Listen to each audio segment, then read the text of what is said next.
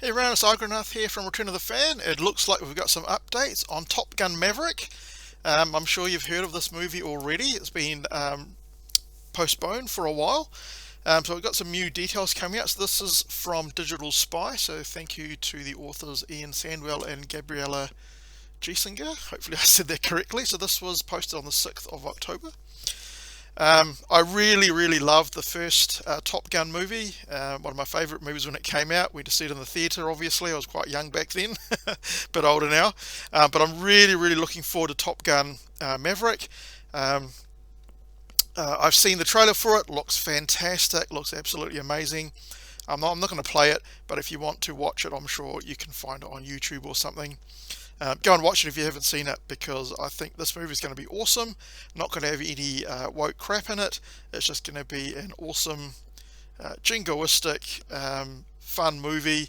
That's just all we're looking for these days, right? We don't want to be burdened with a whole bunch of realism about what's happening in our world today and political stuff. There might be a little bit with the military side of things and stuff like that, but I think in the long run it's going to be a really awesome movie and just what we're looking for. So I'm definitely going to be going to see this movie in the theatres where I am in New Zealand when it eventually comes out.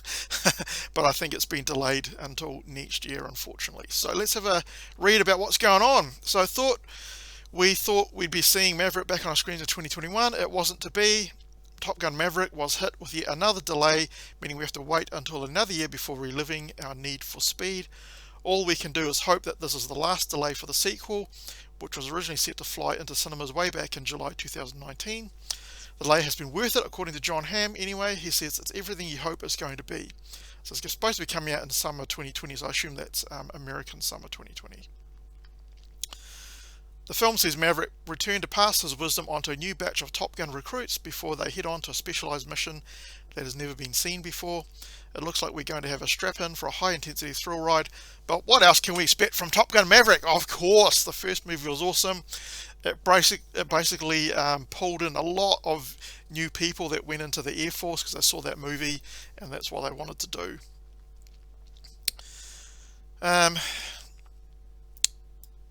So if that date holds firm, it means that the sequel will arrive on our screens a little under 3 years from its original July 12, 2019 date, and a delay of an entire year followed, well, obviously because of the COVID situation, but better that they get it done properly, and it's all really awesome, and people can just wait for it, in my opinion.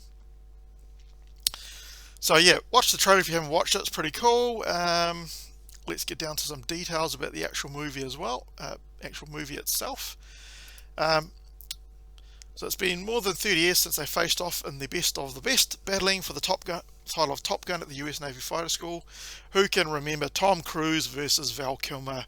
Two perfect actors for those particular characters. It was really awesome how that partnership evolved in that particular movie. So it goes on to talk about what some of the plot might be and so on. I don't really want to go into that because who knows what the plot is going to be. We won't really know that. One person that's not coming back from the original is Michael Ironside as Lieutenant Commander Rick Jester Heatherly, with the actor putting it down to the fact that his relationship with producer Jerry Bruckheimer apparently isn't the greatest. I feel quite sad for that because Michael Ironside is a really awesome actor. He would have been really great, but sad to see that. Some fans dispute the funeral scene depicted might be that of Commander Mike Viper Metcalf, which is Tom Skerritt. Hopefully not. I really like Tom Skerritt as an actor as well. He is really awesome too, so that would be interesting.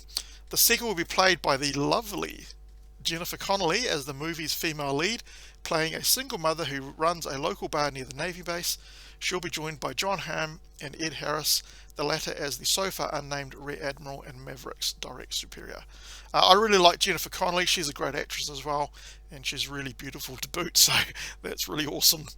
It's good to see her in this movie.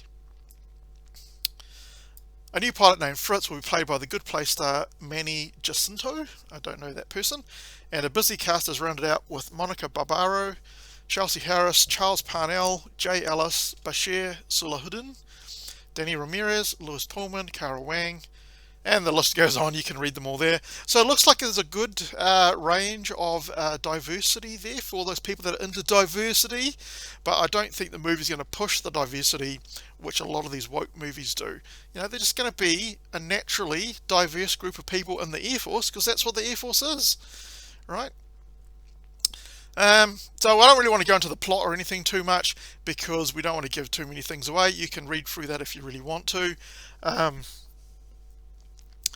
But an interesting thing is that there's been quite a lot of hype about the lack of CGI in the movie. Apparently they did a lot of practical effects and actually using proper Air Force fighter planes and so on, which is awesome, because practical effects and shots always look better than CGI in my opinion. So it's really good if that is what we're actually getting. Bruckheimer added, what's different about this movie is that in the original Top Gun we put actors in the F-14s and we couldn't use one frame, but except for some stuff on Tom, because they all threw up. So it looks like Tom was a bit harder than these other people. It's hysterical to see their eyes roll back into their heads.